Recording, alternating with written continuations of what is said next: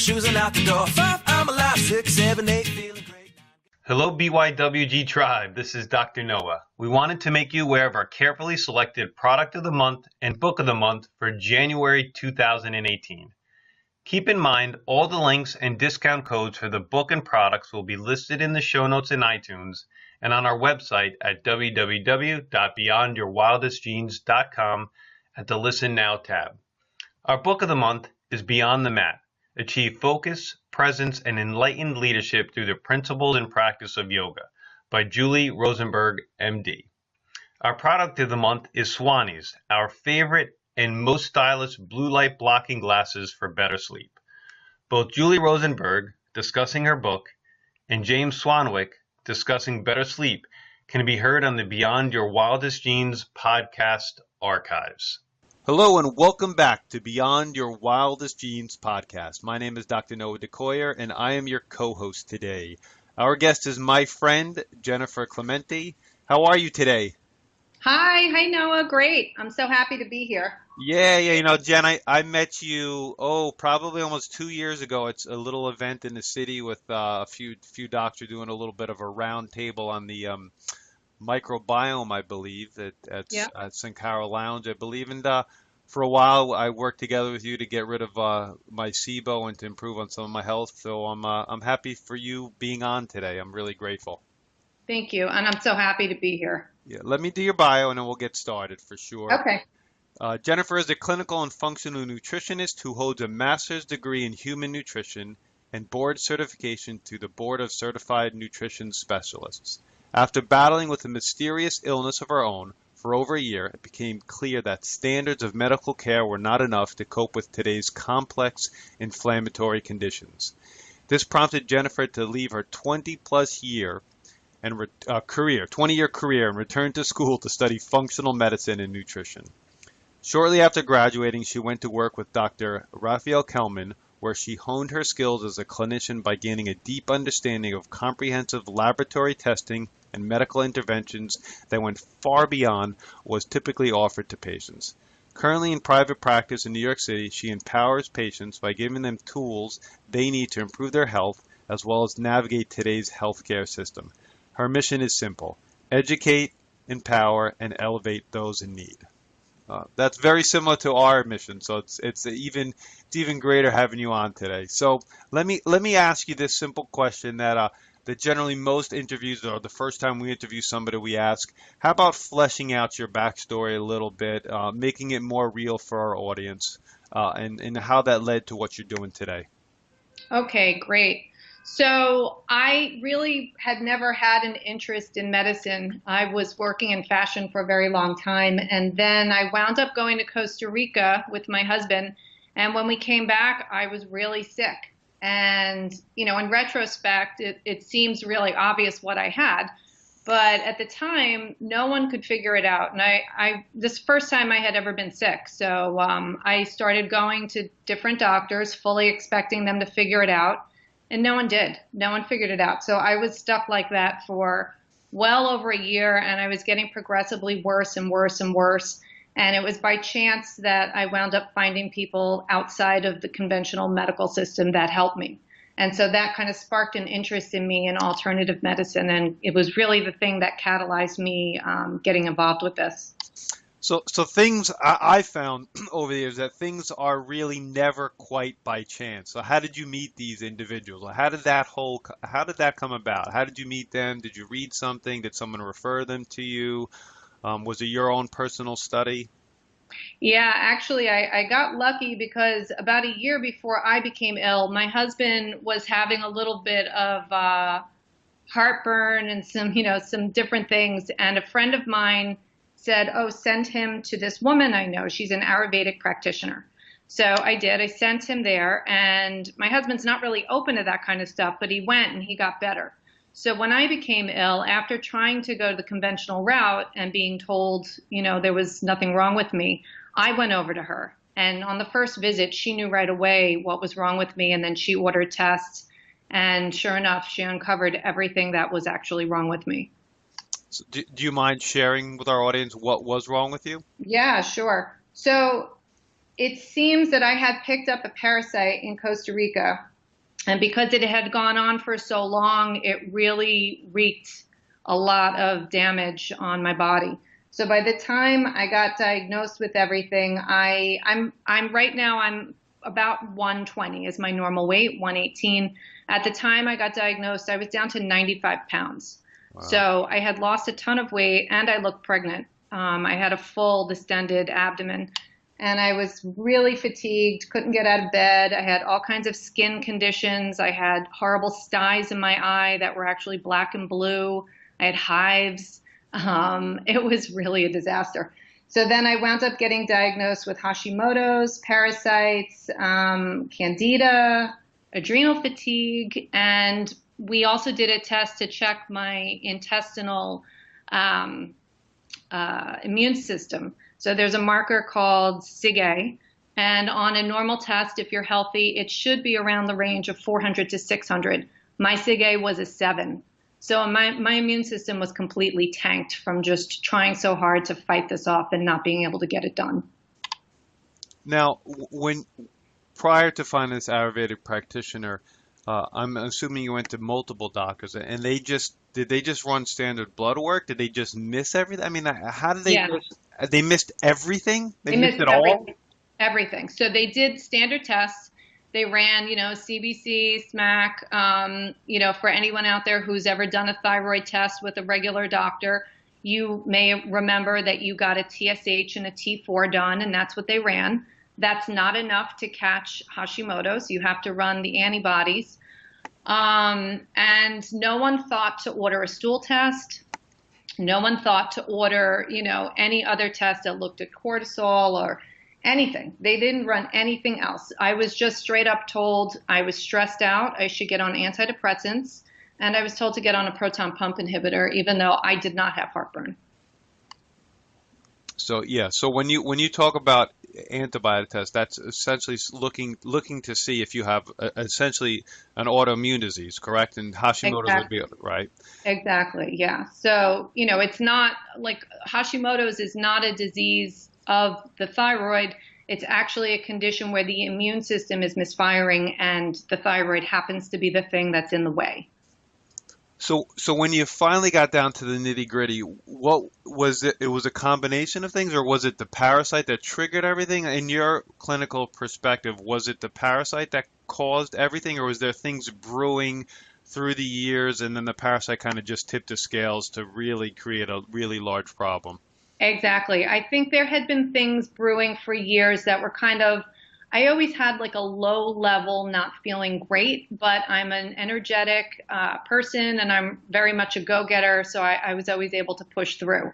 But I think once I got the parasite and it just kept growing and growing and spreading, I think that was a tipping point because at that point I couldn't eat. It was just not possible for me to eat anything. I was in so much pain. Every single thing I took a bite of, I was doubled over in pain. So I think that, the lack of food and the parasite, I think that just all threw me down into the ditch.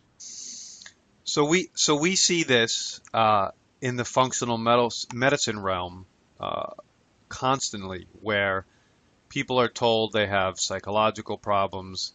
People are told that gluten sensitivity is not real. People are told that they don't have an autoimmune disease.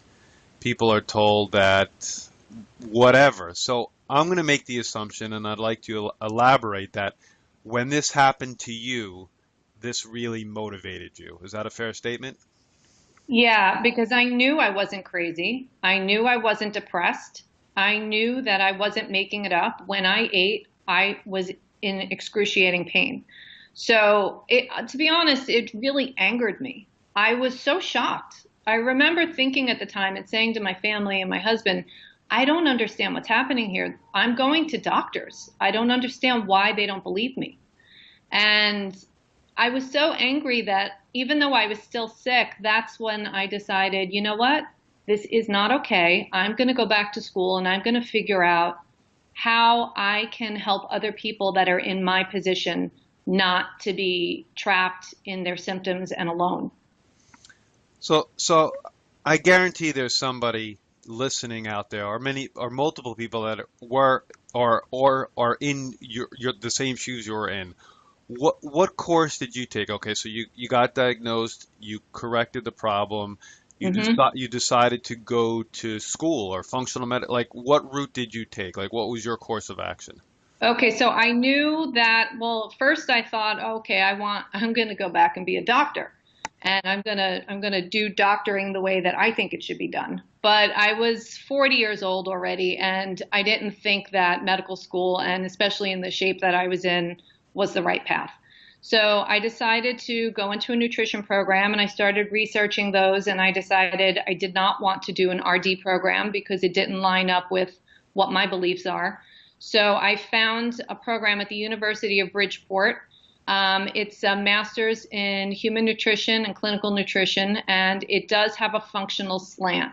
So at the time, I wasn't fully aware of what functional medicine was, but once I started that program, I got exposed to a lot of different outlets and a lot of different organizations where I started studying and doing a lot of other training outside of my master's. Right. And that's what functional medicine affords you. There's so much out there that there are different slants, different angles that you can specialize in, become an expert in, and really help a niche group of people. Have you found through your training and through the people that you've taken care of a niche that you feel most comfortable in? Yeah, I do really see a wide range of cases, but predominantly I would say I get mainly autoimmune conditions, all different types. It could range from autoimmune skin conditions I see very, very often. I get a lot of Hashimoto's, but I get lots of different things. And I also just get a lot of chronic inflammatory conditions that don't have any kind of a name attached. Right. Now you have a pretty, I've known you for a while and I know some of your backstory. You have a pretty diverse background in education as well. How has that helped you become the practitioner you are today?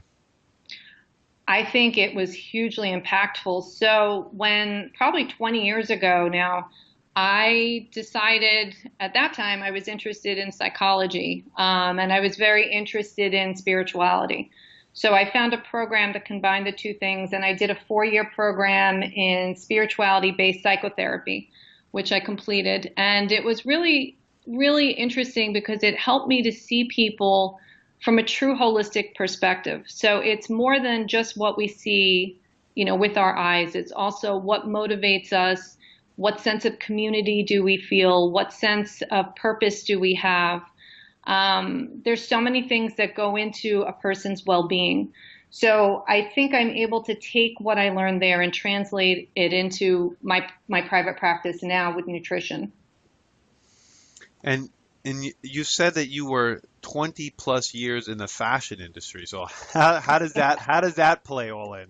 Yeah, so my first love was always art and creation. I always just loved to make things and sew and draw. And so I wound up getting into fashion, and I had an incredibly wonderful career for the whole 20 years.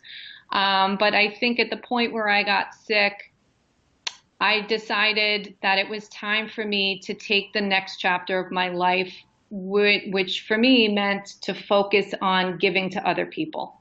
And so that's really what my focus is now. I prefer to work with, the people that are chronically ill as opposed to, I know a lot of nutritionists are very focused on weight loss and things like that. And I think that's great. But for me, I feel like my mission is really to help people that are suffering. What did you learn from your time with Dr. Raphael Kellman, who's a really brilliant person, and Yeah. what did you learn from him and working there for a while, that even shaped you further? Dr. Kellman was a huge influence on me as a practitioner. And I was very, very, very blessed to meet him and to work with him. And he was extremely generous with his time and his knowledge over the 4 years that I was with him. Dr. Kellman's brilliant, and he's also very, very cutting edge, and he sees things very much outside of the box and outside of the norms of even functional medicine. He's always pushing the envelope. He's always looking for the deeper path and the way in deeper change and to make more lasting change. So from working so closely with him, I really got to understand testing that I don't think I would have understood as well had I not worked with him. And had I not seen the complexity of the cases that we worked on together, I don't think I'd be the practitioner that I am today. I see some of that out of a box thinking in him. I see some of that out of box thinking in you that I saw in him, which is exciting for me to know you and to be able to have you on today, because I think that's important when we're in this realm, because things are not cut and dry. Things are not always what they seem. An integrative, whole body, whole mind approach needs to be taken, and it seems like the background you've put a concentration on that. Yeah, definitely. I tend to get a lot of cases where people have been around to lots of practitioners and still not gotten better, sometimes even within the functional medicine realm. So my point of view is really, okay, well, if these things didn't work, we have to keep trying different things until we find something that does work, even if it doesn't look like on paper it's the thing. So I just kind of keep trying and keep trying, keep testing, try different things until something clicks. That's great. Now, if a person was to reach out to you, well, because this helps people understand functional medicine to it as a whole, what would they expect on a typical first series of visits with you? Okay, so a first visit, a person would come in if they had prior testing from, the prior year or 2 years. I always ask them to bring it all so I can look at it, because sometimes even if it's regular, conventional testing, if you look at it with a functional eye, you can see different stories in it than maybe an allopathic doctor would see. So I start there and I do an intake, and then I will offer and recommend testing that I think would be very important, so we can really start uncovering the pieces that I start to suspect are there. Once we get testing in, even before testing comes in, I'll start a protocol based on symptoms. And then when the testing comes in, we will make adjustments and start fine-tuning things based on what I actually see on the lab work. And then after that, people come in, it depends on what we're working on and how severe the case is, but some people will come every 3 weeks. Some people will come, every other month. It depends. And we'll just keep working the case until they feel better. What testing is pretty prevalent that you do and that most functional medicine doctors do that people on the call might not be so familiar with, that they can expect to almost be prepared if they want to enter this realm of treatment and getting well? Okay, so I always start with blood. That's, the life of our body. And I do order broader panels than maybe an allopathic doctor would order, like we were talking about Hashimoto's. That's one of the first things I'll always screen for, is to look to find out if there is some autoimmune process happening. And I won't just check the thyroid antibodies. I'll also check some other antibodies in the body, like maybe RF factor, which a lot of people have, that's involved with joint disease. There's a lot of different antibodies we can order. So we'll do blood. I always look at stool testing. It's important to find out exactly what the composition of the microbiome is, what's happening there, because the microbiome really informs the way the immune system works. And it also plays a big role in regulating inflammation in the body. Another big test for me is the hydrogen methane breath testing. People out there are starting to become more aware of SIBO, or overgrowth of bacteria in the small intestine. So that's kind of a hot topic right now, but that is something that I usually look for too. What else? We'll do saliva testing. We'll do genetic testing. If I need to, I'll look at food reactivity. I'll do something called an ALCAT test. So it really depends on what I see happening. So it is truly or it's truly not a one size fits all. It is truly an art. It is truly individualistic. It's truly what that person comes in and presents with. Exactly. Yeah. It's rare that I would order all of these tests. I'll order different ones for different people. And these things can change over time as one thing is resolved, something else might show. I mean, there's some time, there's definitely some time here to figure out what's going on in most people's cases and situations, correct? Yeah, absolutely. Like for example, right now I have a case, really complex case. This woman came in with history of Lyme disease. And as we've been working on it, and on this case, I'm partnered with a nurse practitioner and another nurse. And so we've been working on this case over time. And then as some things are resolving, other things are making themselves known. And it's been very exciting in a way because we can see how her body's changing. And, these new things emerging are not necessarily bad things. They're things that we're now uncovering that we know are there and we can start correcting so we can get her to a deeper level of healing. Now, Lyme's is a massive can of worms, but are you seeing more Lyme's, or is that something that's just kind of somewhat unfortunate routine in your practice? I don't know that I'm seeing more than prior years. We've been seeing a lot of Lyme for a long time, and especially, I'm in New York, so we kind of see it quite a lot. And, it's unfortunate because it can be very debilitating. All right, so that brings up a great question, and this is a rabbit hole we don't have to go too deep into, but people think, oh, I'm in New York City. There's no deer in New York City. There's very little parks, even though there's Central Park. How the heck can I have limes? How do you answer that for somebody who comes in and saying limes? That's ridiculous. I live in the city.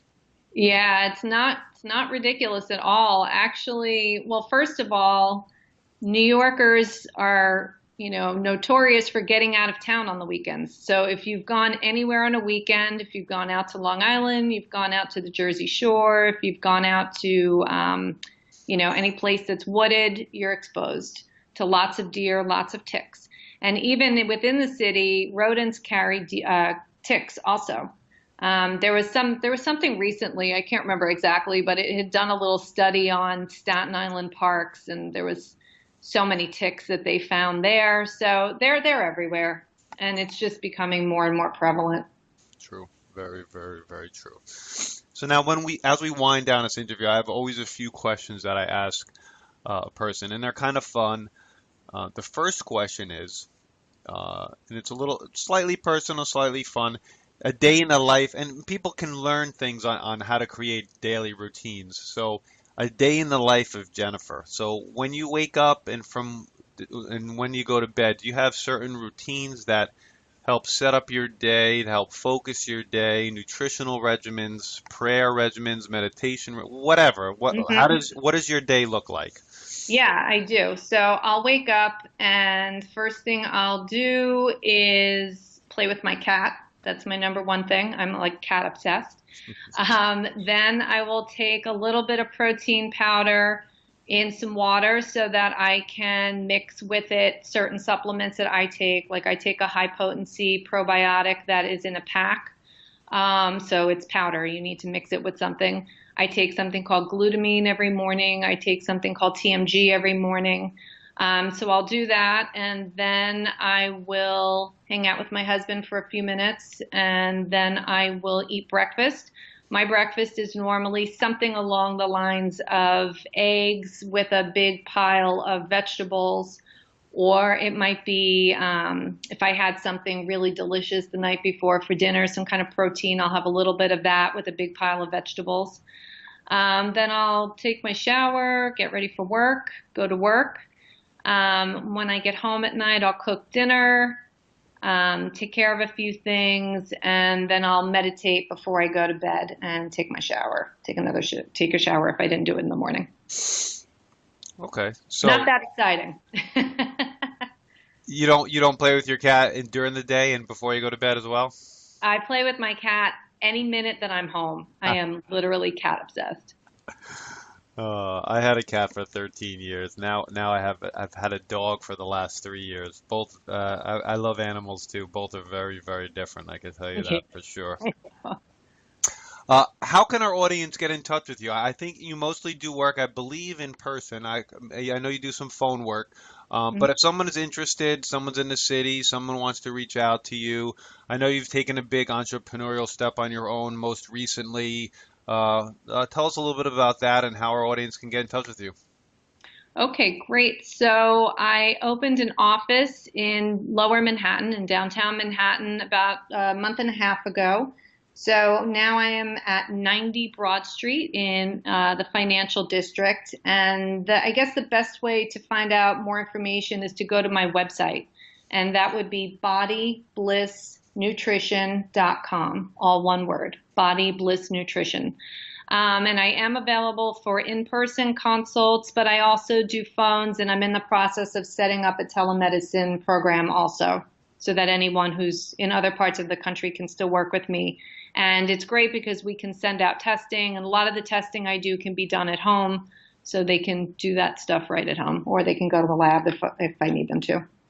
Great. So any last words for our audience? You know, the only thing really that it's important for me to say is if you are feeling like I was feeling when I was sick, don't give up. There are people out there that can help you. You just have to look and find the right person that feels like they hear you, they understand you, and they're going to ask the right questions that are going to help you to heal. I couldn't agree more. There's always an answer out there. You just might not know yet, or might not be around the right person or the right coach or the right doctor to find those answers. Exactly. Keep looking. Keep looking, right. Thank you very much, Jennifer. I hope you have a great holiday. This will probably come out early in 2018. I appreciate your time. My name is Dr. Noah DeCoyer, your co-host, and you are listening to the Beyond Your Wildest Dreams podcast. If you'd like what you've heard today, please share this with your friends and encourage them to subscribe on iTunes. Leaving a review and a rating on iTunes helps us move up the charts. Sometime in 2018, we will definitely reach 1 million subscribers, which is exciting for us. You can subscribe to our weekly email at www.beyondyourwildestgenes.com. And as my oldest son Hayden says, be awesome and never unawesome. Thanks, Jennifer. Thanks, Noah. It was really fun. I appreciate it. Yeah, you did a great job. I'll let you know when it's released. Probably mid to late January, probably. So, Okay. and then hopefully you'll share it with your audience, or hopefully you'll like Absolutely. it, or you can use it somehow to help promote yourself, because it'll come out and it'll sound really great. Can I post it on my website? Yeah. Once it's out, yeah, you could link it. Well, however, I'll send you all the links and stuff when it's ready to go. Okay, great. Thank you. And you made that so fun and painless. I really appreciate it. My pleasure. I'll talk to you soon. Okay. Bye, Noah. Bye bye.